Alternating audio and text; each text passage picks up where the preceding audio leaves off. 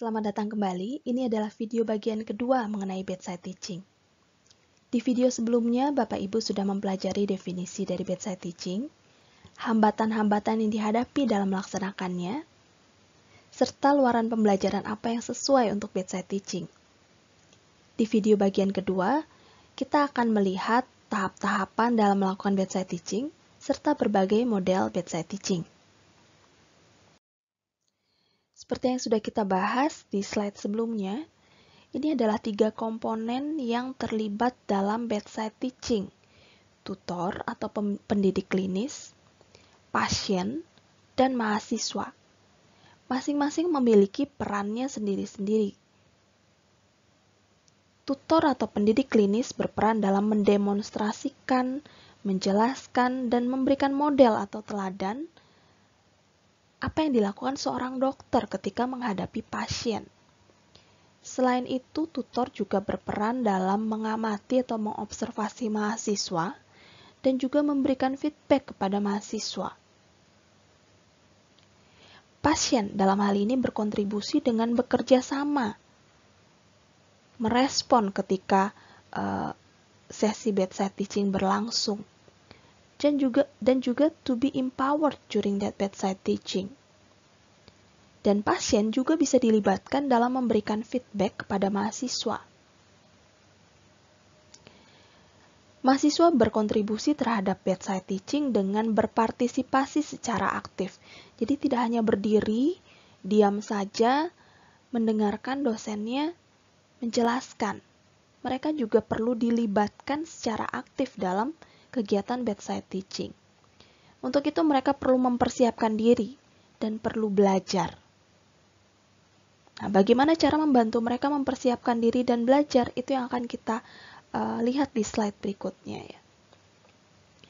Dan ketiga komponen ini berada di dalam situasi bangsal atau ruang rawat inap yang memiliki sumber daya serta kehadiran tenaga kesehatan lainnya yang ikut mempengaruhi suatu sesi bedside teaching. Tentunya mengajar bedside teaching atau bedside teaching yang dilakukan di bangsal yang sedang ramai, sedang sibuk, itu kurang nyaman dan kurang menyenangkan.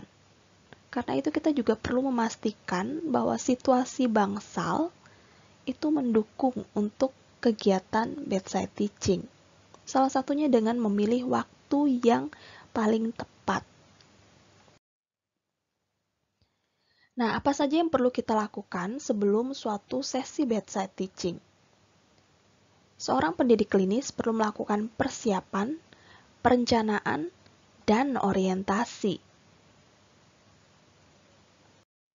Persiapan apa yang perlu kita lakukan sebelum bedside teaching? Yang pertama adalah kita perlu mempelajari kurikulum pembelajaran yang akan kita jalankan dan mengetahui siapa yang akan kita ajar.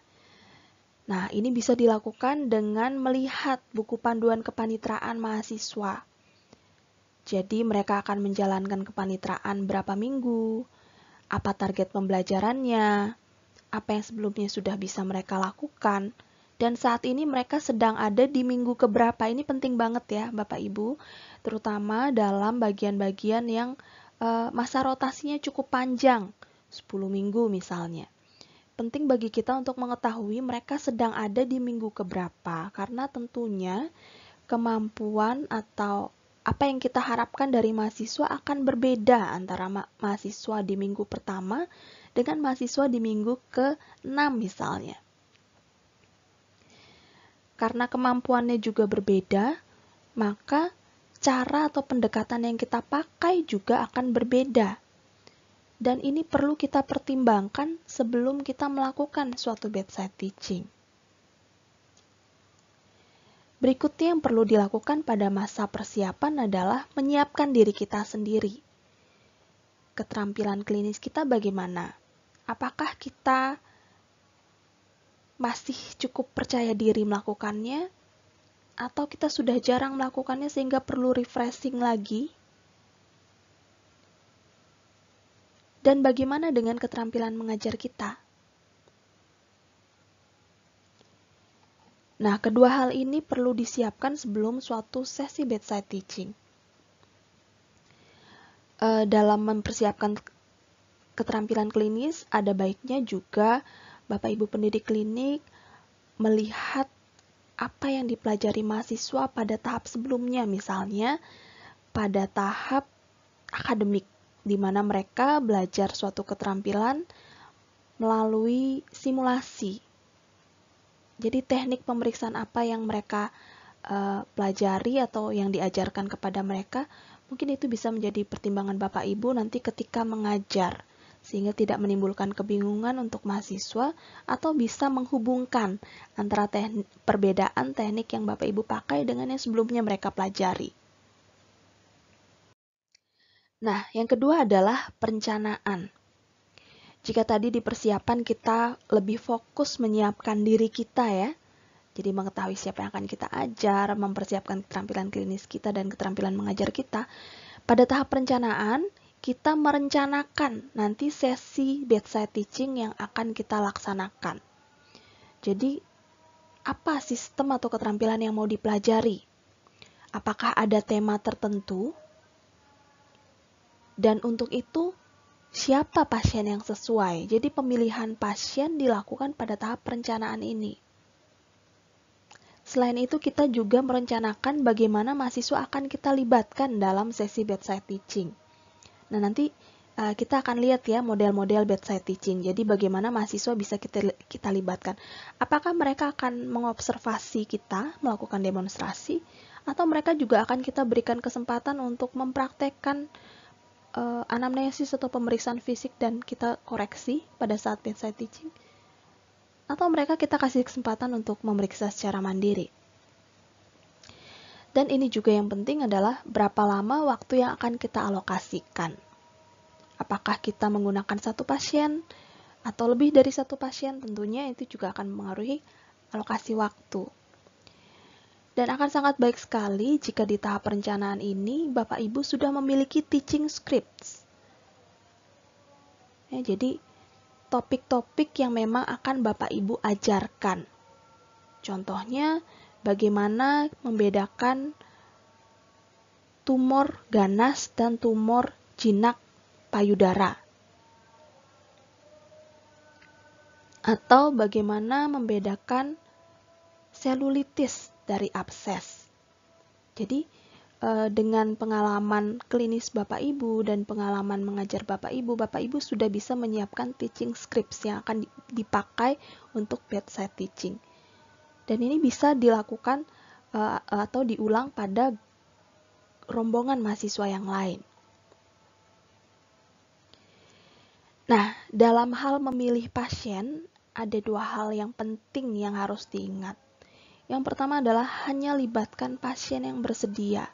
Artinya sebelum suatu sesi bedside teaching, Bapak Ibu perlu memastikan bahwa kita sudah mendapatkan konsen atau izin dari pasien yang akan kita libatkan. Yang kedua, kita perlu memastikan bahwa pasien dan masalah klinisnya itu bisa menunjukkan area klinis yang penting terkait dengan teaching script yang mau kita ajarkan. Entah itu di anamnesis, di pemeriksaan fisik, atau terkait dengan clinical problem solving. Jadi ini dua poin pentingnya ya. Pertama, pasien harus bersedia, pasien harus dikasih tahu dulu, diminta dulu kesediaannya, tentunya tanpa dipaksa. Dan yang kedua, pasien dan masalah klinisnya itu memang sesuai untuk pembelajaran mahasiswa. Nah, tidak semua hal cocok untuk dipelajari melalui bedside teaching. Kira-kira dari list yang saya berikan ini, mana yang menurut Bapak Ibu sesuai dipelajari melalui bedside teaching dan mana yang tidak sesuai? Silakan pause video ini.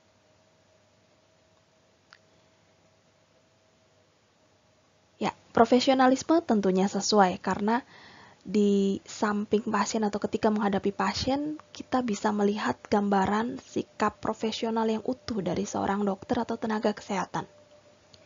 Komunikasi juga iya. Keterampilan klinis, obviously. Namun ternyata untuk mempelajari patofisiologi dan tata laksana penyakit, ada metode yang lebih baik atau pendekatan yang lebih baik dari bedside teaching.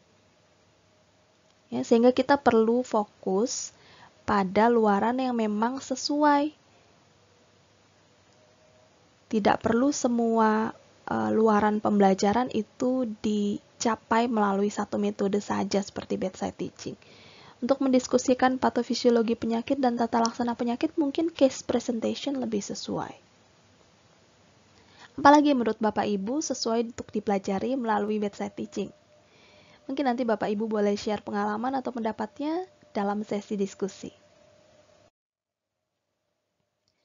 Ya, untuk mengatasi pandangan bahwa saat ini anamnesis dan pemeriksaan fisik tidak lagi penting untuk penegakan diagnosis, ada beberapa kasus atau penyakit yang sangat baik sekali kalau kita gunakan dalam bedside teaching. Nah, ini sudah dikelompokkan ya berdasarkan bidang ilmu. Jadi ini adalah contoh-contoh penyakit yang proses atau penegakan diagnosisnya itu sangat mengandalkan anamnesis dan pemeriksaan fisik. Sehingga bagus jika dijadikan contoh pada saat kita melakukan bedside teaching. Nah, ini contoh-contoh lain di bidang kardiologi, oftalmologi, pulmonary medicine, dan nutrisi ya. Jadi misalnya di pulmonary medicine, saat ini penegakan diagnosis pneumonia mungkin sudah lebih banyak mengandalkan chest X-ray. Nah, tapi ada contoh-contoh kondisi di mana anamnesis dan pemeriksaan fisik yang baik itu sudah bisa membantu menegakkan diagnosis.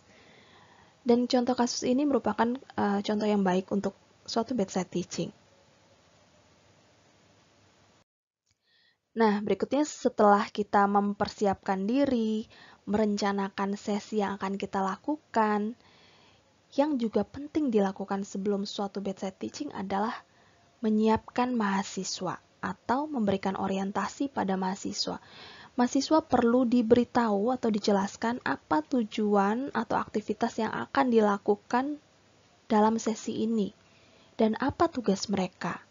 Kita perlu mengklarifikasi apa yang kita harapkan dari mahasiswa. Apakah mereka perlu melakukan persiapan? Apa yang harus mereka bawa? Apa yang harus mereka baca sebelum sesi ini? Dan meskipun kita sudah tahu, sudah terbiasa bagaimana caranya bersikap di hadapan pasien, mahasiswa sebagai orang yang baru memasuki lingkungan profesi kedokteran dan kesehatan itu belum tentu tahu.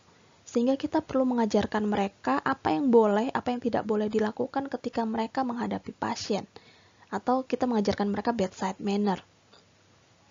Ini akan kita bahas di slide berikutnya, apa saja contoh bedside manner yang bisa kita ingatkan kepada mahasiswa sebelum mereka turun bedside teaching. Dan ini juga penting, kita perlu mengingatkan mereka bahwa diskusi mengenai hal-hal sensitif itu sebaiknya tidak dilakukan di depan pasien, tapi akan ada sesi khusus untuk mendiskusikan hal-hal tersebut. Nah, jika ini tidak diinfokan kepada mahasiswa, mereka mungkin akan khawatir nanti tidak ada kesempatan bertanya setelah itu. Sehingga mereka langsung bertanya di hadapan pasien dan situasinya bisa jadi awkward atau tidak nyaman buat pasien dan juga buat kita sebagai pendidik. Nah, ini adalah contoh bedside manners yang perlu kita ingatkan pada mahasiswa. Misalnya tidak bisik-bisik di depan pasien. Atau jika harus menjawab panggilan telepon, sebaiknya keluar ruangan. Bukan sebaiknya, tapi harus keluar ruangan supaya tidak mengganggu yang lain. Dan juga tidak menertawakan pasien atau respon pasien.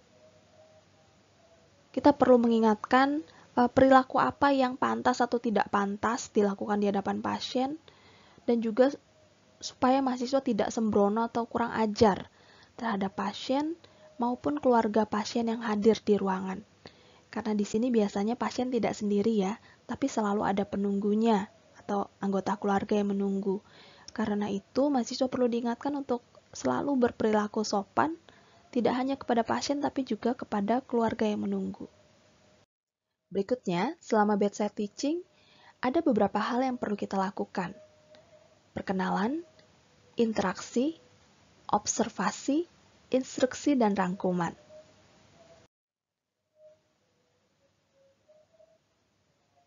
Pada perkenalan, kita perlu memperkenalkan setiap orang yang hadir, siapa kita, siapa yang kita bawa, dan juga pasien diberikan kesempatan untuk memperkenalkan diri atau kita perkenalkan kepada mahasiswa. Kita juga perlu memperkenalkan tujuan dari sesi bedside teaching ini.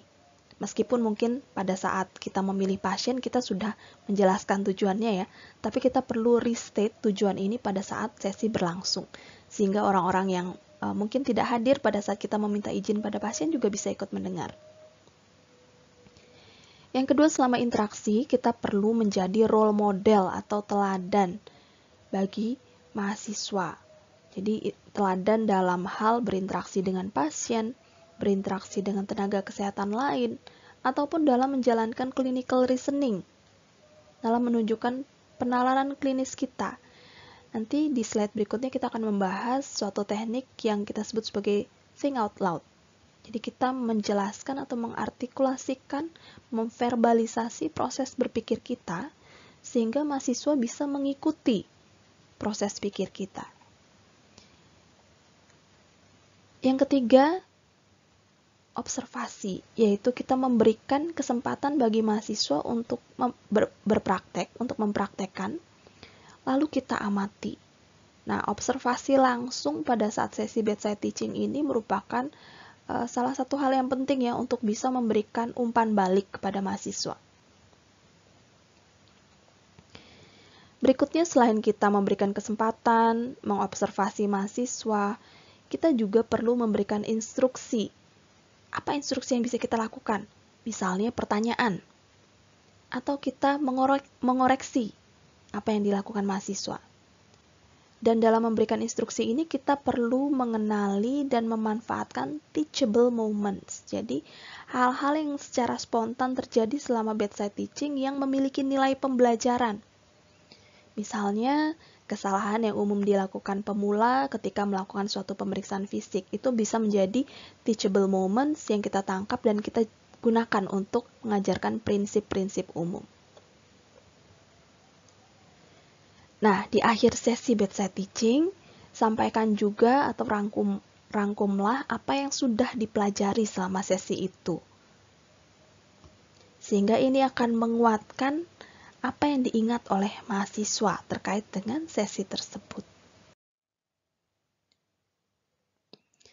Selama bedside teaching tadi di bagian instruksi, kita bisa mengajukan pertanyaan ya. Namun yang perlu kita perhatikan adalah we need to ask the right questions in the right way.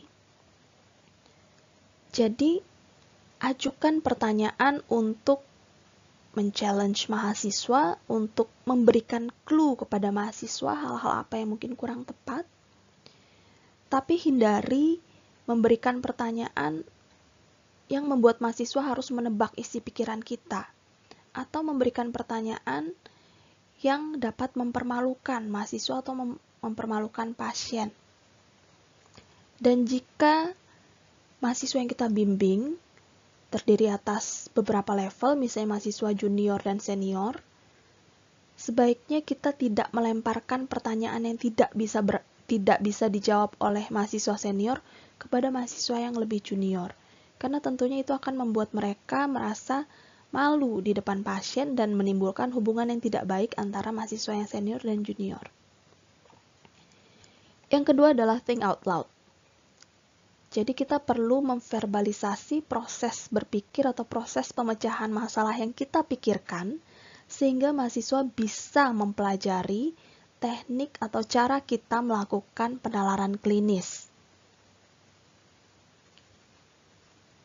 Berikutnya, seorang pendidik perlu menghubungkan apa yang dipelajari pada suatu sesi bedside teaching dengan pelajaran yang sebelumnya sudah diterima atau pelajaran berikutnya yang akan mereka jalankan.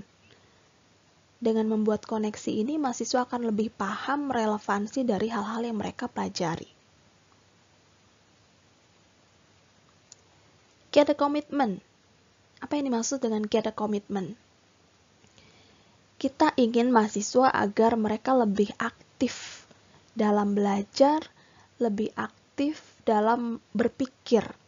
Nah, dengan meminta komitmen, misalnya menanyakan, menurut kamu, apa diagnosis pasien ini, atau menurut kamu apa yang perlu diperiksa, pemeriksaan penunjang lanjutan apa yang perlu dilakukan. Menurut kamu, bagaimana tata laksana pada pasien ini yang seharusnya? Pertanyaan-pertanyaan semacam ini akan meminta komitmen dari mereka untuk berpikir, untuk berpendapat, sehingga mereka akan terlibat aktif dalam sesi pembelajaran tersebut. Dorong mahasiswa untuk melakukan self-assessment. Jadi setelah mereka diberikan kesempatan untuk praktik, kesempatan untuk misalnya melakukan pemeriksaan fisik atau anamnesis, minta mereka untuk menilai apakah yang mereka dapatkan itu sudah baik.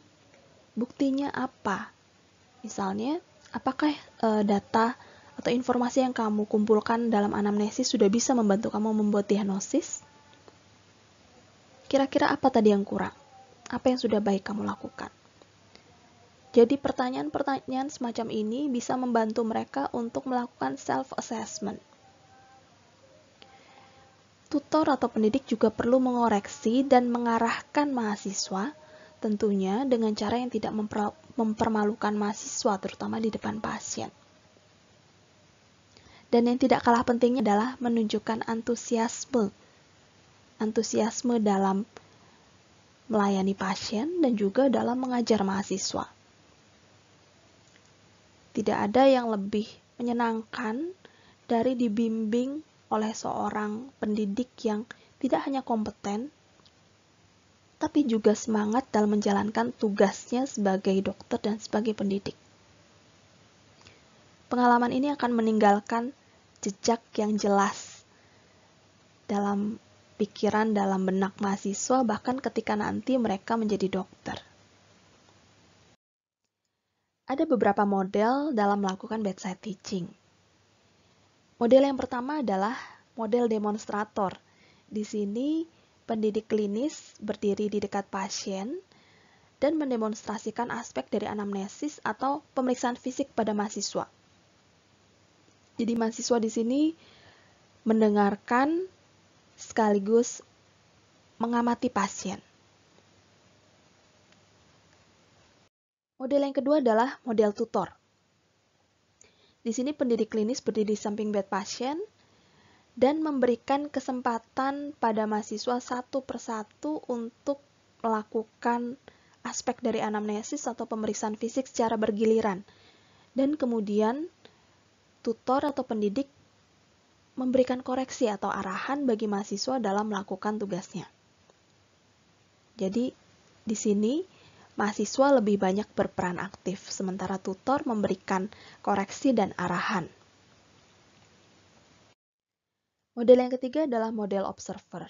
Di sini pendidik memposisikan diri agak jauh dari tempat tidur pasien dan membiarkan mahasiswa, entah sendiri-sendiri atau berpasangan, untuk melakukan anamnesis dan pemeriksaan fisik.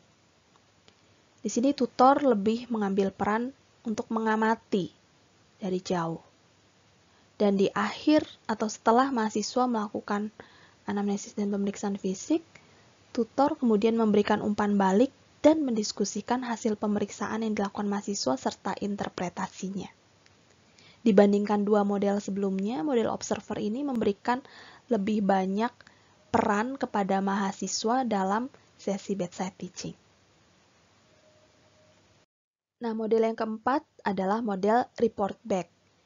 Di sini, mahasiswa sendiri-sendiri atau berpasangan, mereka melakukan pemeriksaan fisik dan anamnesis dan pemeriksaan fisik kepada pasien, dan kemudian melaporkan hasilnya kepada tutor atau pendidik yang sedang berada di ruangan lain. Kemudian, pendidik klinis menyampaikan umpan balik. Nah, apakah bisa pendidik menyampaikan umpan balik padahal tidak mengobservasi secara langsung? Kita tahu ya bahwa observasi langsung itu penting banget untuk memberikan feedback atau umpan balik. Tetap bisa, namun yang diberikan umpan balik bukan pada teknik pemeriksaannya karena itu tidak diamati langsung, melainkan pada konten dan cara menyampaikan hasil pemeriksaan. Apakah data yang digali melalui anamnesis sudah lengkap? Apakah mahasiswa sudah melakukan semua pemeriksaan fisik yang penting? Apakah penyampaiannya sudah runut? Sudah bisa menunjukkan hubungan antara informasi satu dengan informasi yang lainnya? Itu yang bisa diberikan umpan balik. Nah, dibandingkan teknik-teknik sebelumnya, tentunya ini yang memberikan otonomi paling tinggi kepada mahasiswa untuk berlatih atau mempraktekkan keterampilannya.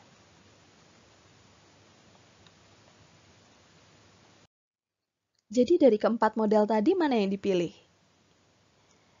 Kira-kira menurut Bapak Ibu, pertimbangan apa yang perlu kita pikirkan ketika kita memilih salah satu atau lebih dari model-model bedside teaching tadi? Saya mengharapkan Bapak Ibu untuk bisa share pendapat Bapak Ibu dalam sesi diskusi ya. Jadi model mana yang akan dipilih dan alasannya kenapa. Berikutnya, apa yang harus kita lakukan sesudah suatu sesi bedside teaching? Jadi sesudah bedside teaching selesai, nggak langsung goodbye see you later ya, tapi ada hal-hal yang perlu kita lakukan. Yang pertama adalah debriefing, feedback, refleksi, dan persiapan. Nah, sesi debriefing itu adalah sesi khusus yang dilakukan di luar ruangan pasien.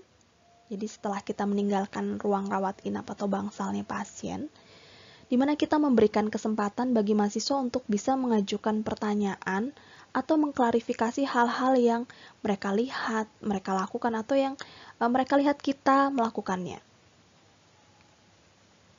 Kemudian, kita dapat memberikan umpan balik kepada mahasiswa. Jadi dari apa yang kita observasi, kita berikan feedback kepada mahasiswa.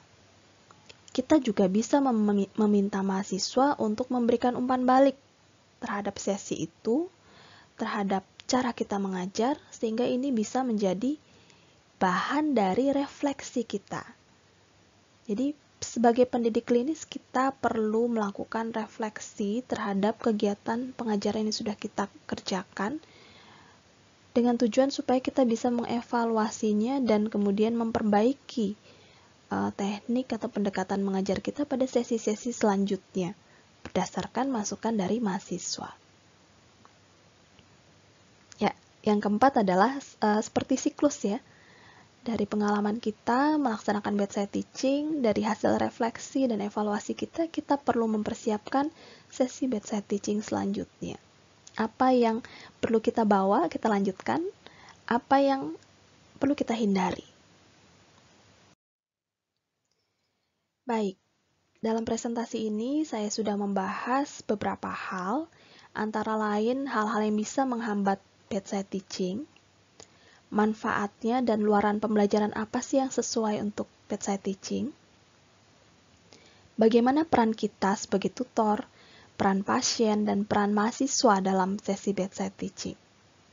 Kita juga sudah mempelajari tahap-tahapan melakukan bedside teaching sebelum, selama, dan sesudahnya, serta mempelajari beberapa model dalam melakukan bedside teaching. Semoga cukup jelas, dan jika ada pertanyaan, silakan diajukan pada saat sesi diskusi. Terima kasih, semoga bermanfaat.